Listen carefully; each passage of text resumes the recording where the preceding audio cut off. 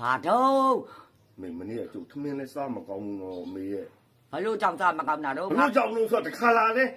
ဒီဟင်းဆိုတော့ကျုပ်ကဘလို့လို့စားကောင်းမှာမဟုတ် အဲ့ဒီတော့ပဲတွေချက်ထားလဲမင်းကမစားဘူး မကြိုက်ဘူးအဲ့ဒါအမေယောက်ျားတာကြိုက်တာကျုပ်တို့မကြိုက်ဘူး အေးအမေယောက်ျားတော့ချက်လို့ရမှာပေါ့ကွာကြိုက်တဲ့လူကိုနော်မင်းတို့ကြိုက်ဆုံးတာငါပြောထားတော့ ကြိုက်ဆုံးတော့မဟုတ်ပေါ့အမေရဲ့ ကြာတော့ထထမလက်ချက်ရတာလဲငါမြင်လာပါပြီ တခါလာလဲဝတ်တာတခါလာလဲအမဲတာ ဟုတ်တယ်လေ ကျုပ်ကမစားချင်တော့ဘူးလေအမေရဲ့ အေးမစားကြင်လဲရေတောက်တော်တာထိုးနေတော့ဒါရှိတာပဲ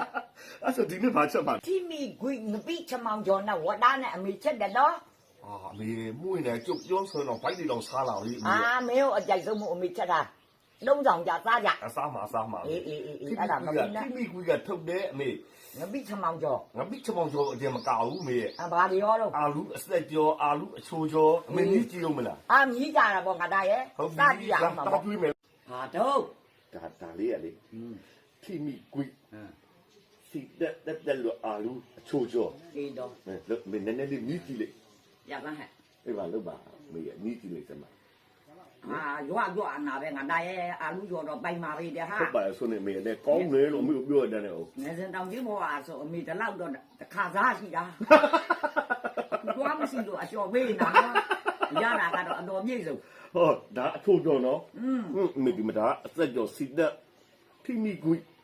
စီတက်ဒါလေးအစက်ကျော်နော်မေ အေးတော့ နိတီရောရတာတမျိုး ရတာဆယ်ပါးနဲ့ပြည့်စုံပါပြီတော့အာလူကျော်ကတော့ အမှုတော်ပြောအမေ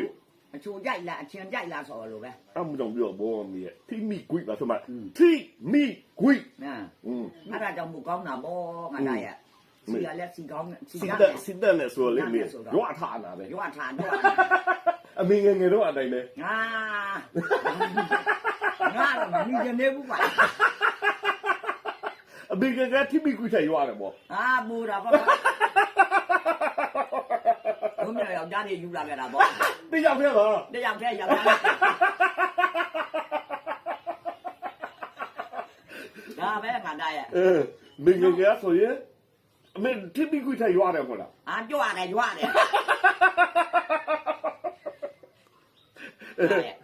နော် ဟုတ်တယ်လေမေရဲ့ တို့မြောင်အမေကိုပြောပေါ့ငါသားရဲ့ မေမေတော့ပါမေအမေထဲရွာတာကအခုတိမိကွိ ပိုးသွားတယ်နော်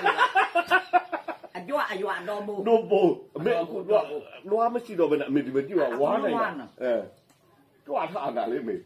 ကြွပြီးတော့မွားနဲ့နာပဲတွားမရှိတဲ့လူလက်စားနိုင်တဲ့တွားကောင်းတဲ့လူတော့ပြောနေနဲ့ပြောင်းပြောင်းကြီးအောင်ကွာ